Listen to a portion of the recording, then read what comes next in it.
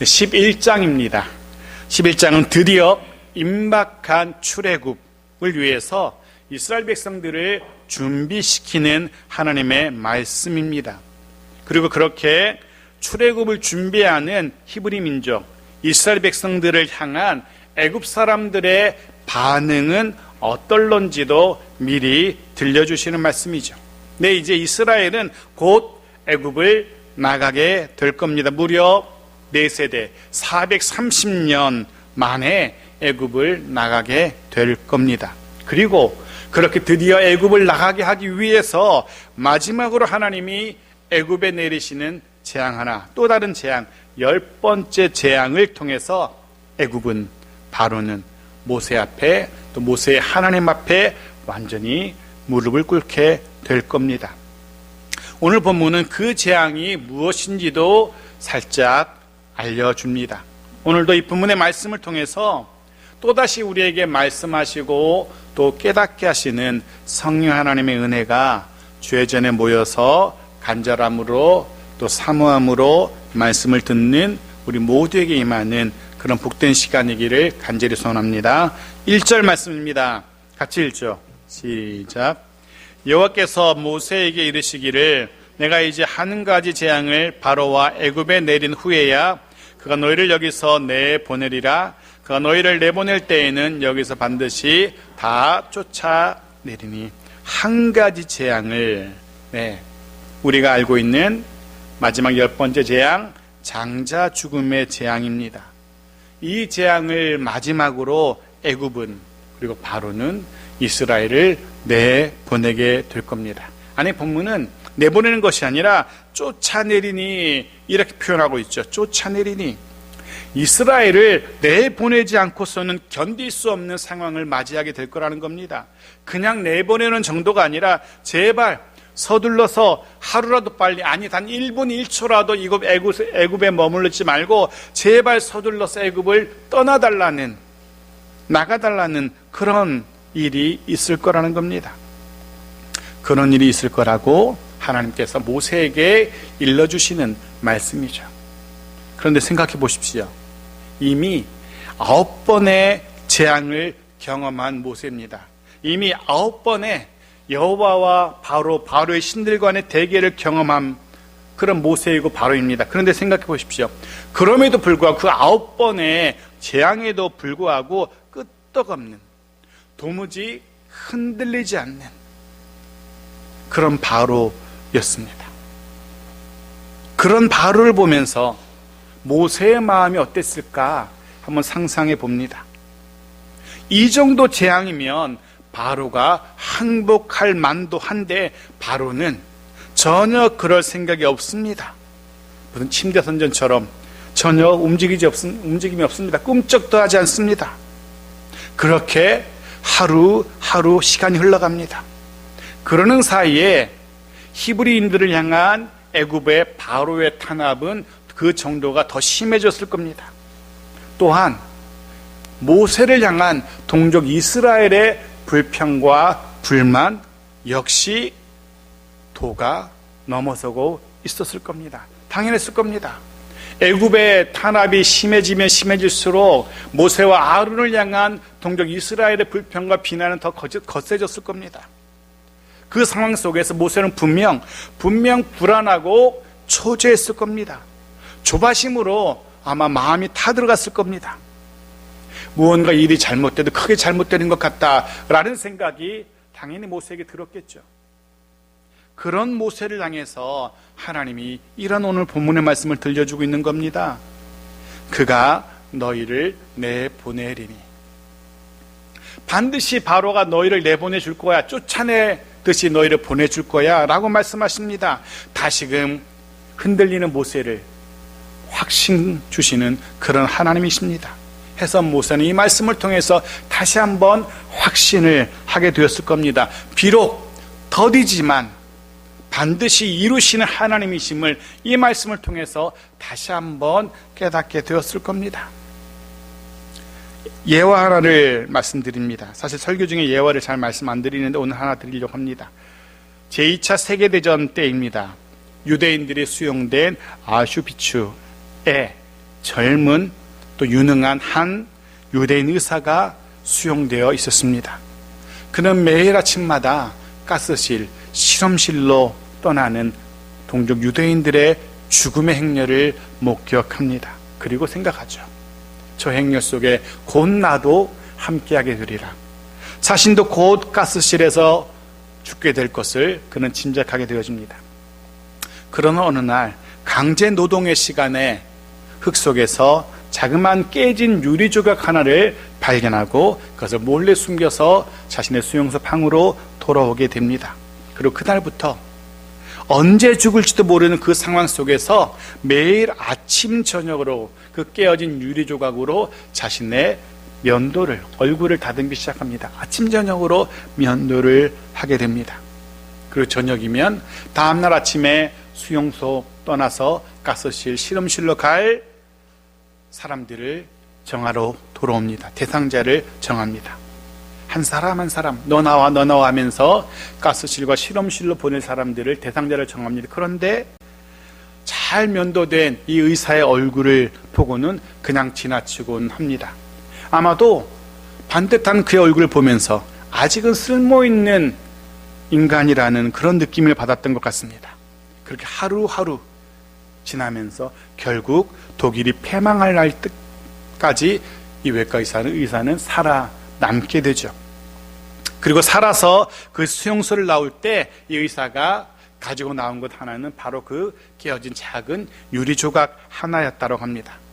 삶에 대한 의지를 가지고 하나님의 도움을 기다렸던 이 의사가 그 수용소를 나오면서 이렇게 말했다고 합니다. 하나님의 도움은 결코 늦는 법이 없습니다. 다만 우리가 너무 성급할 뿐입니다. 라는 말과 기록을 남겼다라고 합니다. 사랑하는 성도 여러분, 기억하십시오. 하나님의 응답이 때로 우리의 생각보다, 우리의 기대보다 늦을 때, 더딜 때 있습니다. 그럴 수 있습니다. 하지만 분명한 사실은 하나님은 말씀하신 것, 약속하신 것 반드시 이루시는 하나님이라는 사실만큼은 우리가 결코 의심하거나 해서는 안 될 겁니다. 하나님은 반드시 약속하신 것을 이루십니다. 모세는 그 사실을 다시 한번 이 말씀을 통해서 깨닫게 되어집니다. 계속 봅시다. 2절입니다. 같이 읽죠. 시작. 모세에게 말하여 2절. 백성에게 같이 시작. 백성에게 말하여 사람들에게 각기 이웃들에게 은금 패물을 구하게 하라 하시더니, 우리말 성경에는 번역되지 않았지만 원문 맨 앞에 이런 단어가 추가되어 있습니다. 자 이제 라는 말이 그 앞에, 맨 앞에 들어있습니다. 자 이제 백성에게 말해서 이렇게 하라 라고. 무슨 의미일까요? 이제부터는 내가 하는 말 따라서 백성들을 신속하게 준비시켜야 된다. 이런 준비를 해야 된다. 애굽 떠날 수 있도록. 곧 바로가 애굽이 너희를 보내줄 거니까 그때 지체하지 않도록 지금부터는 이런 준비를 서둘러야 된다라는 그런 하나님의 말씀입니다. 무엇을 준비합니까? 첫 번째, 출애굽을 위한 첫 번째 준비. 이웃들에게, 그 이웃들은 애굽 백성들을 말합니다. 그들에게 은금 패물을 구하라라고 말씀하십니다. 그런 준비를 하랍니다. 그래서 구하라는 이 표현이, 단어는 빌리는 것을 말하는 게 아니죠. 또 불법적으로 억지로 뺏는 것도 아닙니다. 물론 초라하게 부궐하라는 것도 그런 의미도 아닙니다. 여기서 구하라라는 이 표현은 청구하라는 그런 표현입니다. 청구하라. 당연히 받을 것 달라는 그런 의미죠. 지금껏 애굽에서 행했던 그 노동에 대한 정당한 보수, 대가, 보상, 그거 청구하라는 거, 그런 의미죠.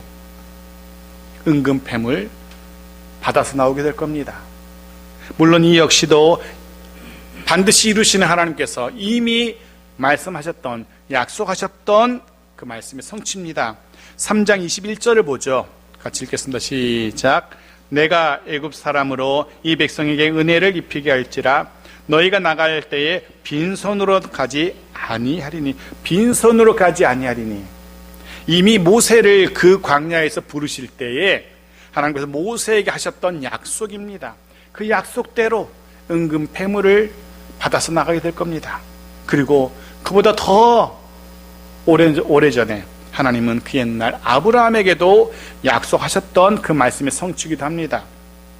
창세기 15장 13절 14절 보죠. 같이 읽겠습니다. 시작. 여호와께서 아브라함에게 이르시되 너는 반드시 알라 내 자손이 이방에서 객이 되어 그들을 섬기겠고 그들은 400년 동안 내 자손을 괴롭히리니 그들이 섬기는 나라를 내가 징벌할지며 그 후에 내 자손이 큰 재물을 이끌고 나오리라. 400여 년 전에 하나님께서 아브라함에게 하셨던 약속, 큰 재물을 이끌고 나오리라. 이 약속 그대로 이스라엘은 애굽 백성들에게서 은금 패물을 받아서 애굽을 나오게 될 겁니다. 초라하게 빈손으로 나오지 않을 겁니다. 당당하게 당연히 받을 것 받아서 나오게 될 겁니다. 한번 생각해 보십시오. 사실 모세가 생각할 때 지금 이 상황 속에서 지금의 현실 속에서 한번 생각해 보십시오. 은금 패물을 받아서 나온다. 지금의 현실에서 말이 되지 않습니다. 생각해 보시면 애굽을 나오는 것 그것도 사실 불가능해 보이는 일처럼 여겨지죠. 그런데 나오는 것 정도가 아니라 그냥 나오는 것도 아니고 재물을 받아서 나온다니 상상이 되지 않죠. 아무리 생각해도 불가능한 것처럼 보입니다. 어떻게 그런 일이 있을 수 있을까? 3절 보십시오. 같이 읽죠. 시작. 여호와께서 그 백성으로 애굽 사람의 은혜를 받게 하셨고 또 그 사람 모세는 애굽 땅에 있는 바로의 신하와 백성의 눈에 아주 위대하게 보였더라며. 하나님께서 그렇게 하실 겁니다. 애굽을 나오는 것도 불가능해 보이지만 그것도 하나님이 하시겠지만 은금 패물을 받아 나오는 것 그건 더 불가능해 보이지만 그것도 하나님께서 하신답니다. 하나님에게는 불가능이 없기 때문에 하나님께서 이렇게 하신답니다. 이스라엘 백성들이 애굽 사람의 은혜를 받게 하신답니다. 은혜를 받게 하셨고 또 다른 성경 쉬운 성경은 좋아하게 만드셨다 이렇게 표현합니다. 애굽 백성이 이스라엘을 좋아하게 만드셨다라고. 사실 애굽 사람들은 지금껏 히브리 민족을 좋아하지 않았습니다. 좋아하기는커녕 학대했죠. 조롱했었죠. 함부로 대했습니다. 그래도 되는 민족, 히브리 민족이었습니다. 노예 민족이었습니다. 하지만 이제는 아닙니다. 애굽 백성 중 아무도 이스라엘을 함부로 하지 못하게 될 겁니다. 오히려 좋아하게 될 겁니다. 심지어는 부러움의 대상, 선망의 대상이 될 겁니다. 해서 나중에 보면은 이스라엘 백성들이 애굽을 나올 때에 이스라엘 백성뿐만 아니라 많은 애굽 백성들도 이스라엘을 따라 나오는 것을 우리가 확인할 수 있습니다. 애굽 백성들 마음속에 이스라엘 백성들을 부러워하는 마음이 들게 하신 겁니다. 하나님께서 그렇게 하실 겁니다. 해서 은금 패물도 당연히 줄 수 있도록. 또 하나 이스라엘 백성의 지도자 모세를 바라보는 애굽 사람들의 시선도 바뀌게 될 겁니다. 이렇게 표현합니다. 아주 위대하게 보였더라 라고 성경이 기록합니다. 사실 모세는 그 정도의 아주 위대하게 보였더라 이 정도의 존재감은 절대로 아니죠. 아니 사실 객관적으로 볼 때 애굽 사람들이 볼 때 모세는 그냥 초라해 보이는 그냥 노인입니다. 은퇴한 목자에 불과한 초라한 노인입니다. 아무 힘도 없고 아무 권력도 없고 뒤에 무슨 군사력이 있는 것도 아니고 뒤에 어떤 튼튼한 나라가 있는 것도 아니고 초라한 노인에 불과합니다. 바로의 신하들이 애굽 백성이 무시할 만한 그런 존재감의 모세죠. 하지만 아닙니다. 완전히 그 존재감이 달라질 겁니다. 아주 위대하게 보일 겁니다. 우러러보게 될 겁니다. 하나님이 그렇게 하실 겁니다. 그리고 사실 이것도 이미 하나님께서 모세에게 약속하셨던 그런 말씀이기도 합니다. 보십시오. 7장 1절입니다. 같이 읽죠. 시작. 여호와께서 모세에게 이르시되 볼지어다 내가 너를 바로에게 신같이 되게 하였은즉 내 온 아론은 내 대언자가 되리니 신같이 되게 하였은즉 그렇게 하겠다라고 하나님이 이미 약속하신 바 있고 그렇게 될 겁니다. 드디어 말씀대로 약속대로 그렇게 모세가 위대한 존재로 보이게 됩니다. 사랑하는 성도 여러분, 중요한 건 모세가 위대하게 바뀌었다 이게 중요한 게 아니라 바로 우리들이죠. 이 시대를 살아가는 저와 여러분이 중요한 거죠. 근데 하나님께서 저와 여러분도 그렇게 하실 겁니다. 그렇게 약속하셨습니다. 보십시오. 베드로전서 2장 9절이죠. 앞부분만 같이 읽겠습니다. 같이 읽죠. 시작. 그러나 너희는 택하신 족속이요 왕 같은 제사장들이요 거룩한 나라요 그의 소유가 된 백성이니. 아멘. 말씀대로 약속대로 우리를 그런 존재, 왕 같은 거룩한 존재 되게 하실 겁니다. 기억하십시오. 우리는 높임을 받게 될 하나님의 백성들입니다. 무엇보다 하나님께서 우리뿐 아니라 우리의 자녀들 그런 존재 되게 하시길, 세상에서 높임을 받게 되길, 우리 자녀들이 그렇게 되기를 간절히 소원하며 축복합니다. 높이시는 하나님의 은혜가 우리와 우리 자녀들에게 임하기를. 계속 봅시다. 그렇게 이스라엘이 은혜를 입게 하시려고, 모세를 위대한 자 되게 하시려고 하나님께서는 이렇게 하신답니다. 4절 같이 해줘. 시작. 모세가 바로에게 이르되 여호와께서 이와 같이 말씀하시기를 밤중에 내가 애굽 가운데로 들어가리니. 은혜를 입게 하시려고, 위대하게 만드시려고 내가 애굽 가운데로 들어가리니. 내가 하나님이 들어오신답니다. 들어가신답니다. 애굽으로. 기억을 되살려 보십시오. 하나님은 지금까지 무려 9번의 재앙을 모세와 아론을 거쳐서 애굽에 내리셨습니다. 그런데 이제 이번 재앙은, 마지막이 될 10번째 재앙은 어떻게 하신다고요? 내가 내려가리니, 내가 들어가리니. 이번 마지막 재앙은 하나님이 직접 오셔서 직접 행하신답니다. 이 10번째 재앙을 위해서 하나님이 직접 애굽에 내려오시는 겁니다. 임마누엘이라고 하죠. 하나님이 이 땅에 오시는 것, 임마누엘입니다. 하나님의 임하심. 하지만 이 하나님의 임하심, 임마누엘은 어떤 이에게는 복된 소식이겠지만 또 다른 어떤 이에게는 재앙 그 자체가 될 겁니다. 이스라엘에게는 복의 복이 되겠지만 애굽에게는 이 하나님의 임하심이 재앙 그 자체일 겁니다. 사랑하는 성도 여러분, 하나님의 임재가, 하나님의 함께하심이 우리에게, 우리 가정과 일터에 은혜와 복임을 잊지 마십시오. 해서 하나님의 함께하심을 늘 기뻐하며 감사하는 그런 우리 되길 바랍니다.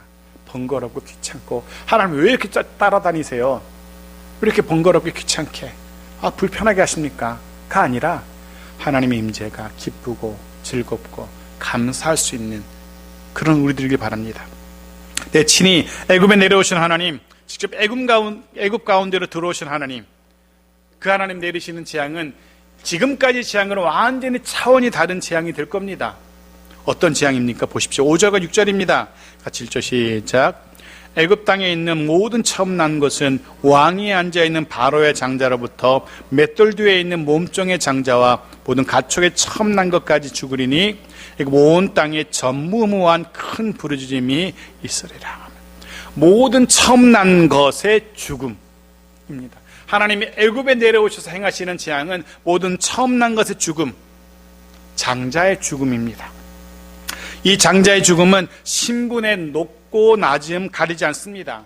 소유의 많고 적음도 가리지 않습니다. 심지어 사람과 짐승도 가리지 않습니다. 애굽 땅에 있는 처음 난 것은, 그것이 사람이건 짐승이건 처음 난 것들은 다 모조리 죽이신답니다. 하나님이 애굽에 오셔서 그렇게 하신답니다. 5절에 처음 난 것은 죽으리니, 5절 마지막에 죽으리라는 단어가 있는데 원문에는 맨 앞에 나옵니다. 죽음이란 죽일 것이다, 죽으리라 라고 제일 먼저 나옵니다. 무엇을 말합니까? 죽음을 강조하고 있는 겁니다. 예외 없는 죽음을, 피할 자가 없는 죽음을 강조하고 있습니다. 모두가 다 죽게 됩니다. 처음 난 것들은. 그래서 애굽 백성은 바로의 편에 선, 애굽 편 바로의 편에 선 이들은, 그들의 장자, 처음 난 것 다 죽음을 맞이하게 될 겁니다. 심지어 애굽인의 소유인 짐승들까지도 그렇게 될 겁니다. 무엇을 할 수 있습니까? 어디에 서 있느냐, 누구 편에 서 있느냐, 그것이 삶과 죽음의 갈림길, 기준선이라는 겁니다. 애굽 백성 편에 서 있느냐, 바로 편에 서 있느냐, 아니면 하나님 편, 모세 편에 서 있느냐, 그것이 삶과 죽음을 가리게 될 겁니다. 바로 편에 선 이들, 애굽 편에 서 있는 이들은 예외 없이 죽음을 맞이하게 될 겁니다. 하지만 모세 편에, 하나님 편에 선 이들은 생명을 경험하게 될 겁니다. 하나님의 은혜의 자리에 선 이들은, 이스라엘 백성들은, 혹은 애굽 백성 중에서도 이스라엘 백성 가운데 들어와 살고 있는 이들은 생명을 누리게 될 겁니다. 하지만 하나님의 진노의 자리, 애굽 백성의 선자들은, 그가 설령 이스라엘 백성이라 할지라도 바로 편의 선자들이라면, 애굽 편의 선자들이라면 그들은 장자의 죽음을 벗어나지 못할 겁니다. 그래서 우리는 마음속에 결단해야 됩니다. 우리는 누구 편에, 어느 편에 설 것인지 태도를, 선택을 분명히 해야 되죠. 하나님 편에 설 것인지 세상 편에 설 것인지, 하나님의 은혜의 자리에 서 있을 것인지, 아니면 진노의 대상이 되는 그 자리로 옮겨갈 것인지 우리는 선택해야 됩니다. 생각해 보면 지금 상황으로 볼 때 하나님 편에 서는 것이 더 번거롭고 더 손해인 듯한 그런 때가 있죠. 하지만 비록 지금 상황으로 볼 때 하나님 편에 서는 것이 번거롭다 할지라도, 지금의 현실로 볼 때 하나님 편에 서는 것이 더 손해인 듯 보인다 할지라도, 그럼에도 불구하고 늘 하나님 편에 서 있는 그런 우리들이어야 됩니다. 하나님 편에 서십시오. 분명 때가 되면 하나님의 은혜와 긍휼을, 복을 누리게 될 겁니다. 그런 우리들 모두이기를 주의 이름으로 축복합니다. 7절입니다. 같이 읽죠. 시작. 그러나 이스라엘 자손에게는 사람에게나 짐승에게나 개 한 마리도 그 혀를 움직이지 아니하리니 여호와께서 애굽 사람과 이스라엘 사이를 구별하는 줄을 너희가 알리라 하셨나니. 하나님 편에 선 이스라엘 백성들은 애굽과 완전히 다를 겁니다. 하나님의 은혜의 자리, 긍휼의 자리에 서 있는 이들은 전혀 다른 경험을 하게 될 겁니다. 본문은 그런 표현이 등장하죠. 개 한 마리도 그 혀를 움직이지 아니하리니. 개가 전혀 짖지도 않는 겁니다. 아무 일도 없다는, 아무 일도 일어나지 않는다는 그런 속담입니다. 늘 그렇듯 평범한 일상의 하루가 이어질 겁니다. 하나님 직접 오셔서 죽음의 사자가 지나갈 때 이스라엘은 아무 일도 일어나지 않을 겁니다. 그 죽음의 사자가 이스라엘 백성들 편에는 들어오지 못하게 될 겁니다. 해서 애굽 온 땅에만, 애굽 사람들이 사는 곳에만 성경은 이렇게 표현합니다. 전무후무한 큰 부르짖음이 있으리라 라고. 전무후무한 부르짖음. 생각해 보십시오. 하루아침에 자녀를 잃은, 그것도 장자를 잃은 그 슬픔, 그 울부짖음, 그것이 애굽을 뒤덮게 될 겁니다. 기억을 되살려 보십시오. 출애굽기를 처음 시작될 때 우리가 들을 수 있었던 울부짖음이 있었습니다. 출애굽기를 처음 대할 때 우리가 들을 수 있었던 통곡의 소리가 있었습니다. 누구가 그렇게 울부짖고 누가 그렇게 통곡했습니까? 출애굽기 2장 23절 보십시오. 같이 읽죠. 시작. 여러 해 후에 애굽 왕은 죽었고 이스라엘 자손은 고된 노동으로 말미암아 탄식하며 부르짖으니 그 고된 노동으로 말미암아 부르짖는 소리가 하나님께 상달된지라. 누가 지금 울부짖고 있습니까? 히브리 민족 이스라엘이 울부짖고 있습니다. 견딜 수 없는 그 고통으로 매일 밤마다 매 순간마다 하나님 앞에 울부짖고 있습니다. 그 부르짖는 소리가 하늘에 이를 정도로 온 이스라엘 백성들이 통곡하고 있습니다. 그렇습니다. 처음 출애굽기의 말씀을 묵상할 때 울부짖는 이들은, 애굽에서 부르짖는 이들은 이스라엘 백성들이었습니다. 하지만 이제는 아닙니다. 이제는 이스라엘 백성들의 울부짖음은 멈추게 될 겁니다. 그치게 될 겁니다. 이스라엘은 더 이상 울부짖지 않아도 됩니다. 부르짖지 않아도 됩니다.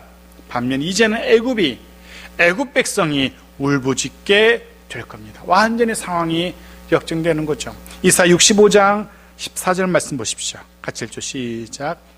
보라, 나의 종들은 마음이 즐거움으로 노래할 것이로되 너희는 마음이 슬픔으로 울며 심령의 상함으로 통곡할 것이며. 사랑하는 성도 여러분, 우리 마음 가득 즐거움이 넘쳐나기를 소원합니다. 우리 입술에 날마다 기쁜 노래가 흘러나오기를 소원합니다. 하나님이 그렇게 하시기를, 하나님이 그렇게 우리의, 저와 여러분의 인생을, 삶을 기쁘고 즐거운 인생으로 바꾸시기를 간절히 소원합니다. 하나님이 우리의 가정을 그렇게 기쁨과 감사가 가득한 그런 가정으로 바꾸어 가시기를 주의 이름으로 축복합니다. 마지막 8절입니다. 같이 읽죠. 시작. 왕의 이 모든 신하가 내게 내려와 내게 절하며 이르기를 너와 너를 따르는 온 백성은 나가라 한 후에야 내가 나가리라 하고 심히 노하여 바로에게서 나오니라. 3절에서 이미 보았던 것처럼 이제는 위대한 존재로 보여지기 시작한 모세 앞에 바로와 모든 신하들이 엎드리게 될 겁니다. 얼마 지나지 않아서 그렇게 될 겁니다. 제발 엎드려서 애굽을 떠나달라고 사정하게 될 겁니다. 말 그대로 제발 떠나달라고, 제발 더는 우리를 괴롭히지 말아달라고 사정하면서 모세 앞에 엎드리게 될 겁니다. 이런 이야기들을 모세가 들려주고, 그렇게 될 거라고 들려주고 모세가 바로 앞을 돌아 나옵니다. 그런데 돌아 나오는 그 모세의 모습을 보십시오. 성경이 어떻게 표현합니까? 심히 노하여서 나왔다라고 그렇게 표현하고 있습니다. 말 그대로 심히 노하여, 화를 내면서, 꾸짖으면서, 바로와 그 백성을, 그 신하들을 향해서 화내며 꾸짖으면서 그렇게 나왔다는 겁니다. 이 표현이 왜 흥미롭냐 하면, 지금까지 화를 내는 사람은, 바로와 모세 만나면서 화를 내고 진노하고 꾸짖는 손가락질하는 사람은 계속해서 바로였습니다. 애굽의 왕이었어요. 바로의 신하들이 모세를 향해서 그렇게 화내고 손가락질하고 분노했었죠. 윽박지르고 가만두지 않겠노라, 죽여버리겠다라고 그랬던 게 바로와 그의 신하들이었어요. 하지만 보십시오, 이젠 아닙니다. 모세가 바로를 향해서, 그 신하를 향해서 분노하고 화를 냅니다. 마지막 경고를, 하나님의 경고를 들려주고 돌아 나오는 모세, 그가 바로에게 화를 내면서 떠나옵니다. 무엇을 할 수 있습니까? 모세는 이제 무서울 게 없는 겁니다. 이 10번째 재앙에 대해서 하나님의 말씀을 들은 모세는 더 이상 두려울 것이 없는 겁니다. 무서울 게 없는 겁니다. 바로 따위, 바로의 신하들, 바로의 군대, 무섭지가 않은 겁니다. 네, 모세가 이렇게 바로를 향해서 분노하고 진노하고 화를 낼 수 있었던 이유는 그 뒤에 약속에 신실하신 하나님이 버티고 있었기 때문에 가능한 일이었습니다. 하나님이 지금껏 말씀대로 행하셨던 것처럼 이 말씀도, 이 10번째 재앙의 말씀도 그대로 행하실 것을 확신했기 때문에 모세는 이렇게 분노할 수 있었던 겁니다. 모세는 자신 뒤에 있는 하나님을 신뢰했습니다. 그리고 우리도 그럴 수 있기 바랍니다. 기억하십시오. 여러분 뒤에는 하나님이 계십니다. 그러니 겁먹지 마시고 쫄지 마십시오. 그 누구라도, 그 무엇이라도 두려워하지 마십시오. 오히려 겁먹고 쫄고 두려워해야 할 상대는 우리가 아니라 세상이고 세상에 속한 사람들입니다. 우리는 하나님의 힘, 그리고 그 신실하심 믿고 당당하게 살아가면 되는 겁니다.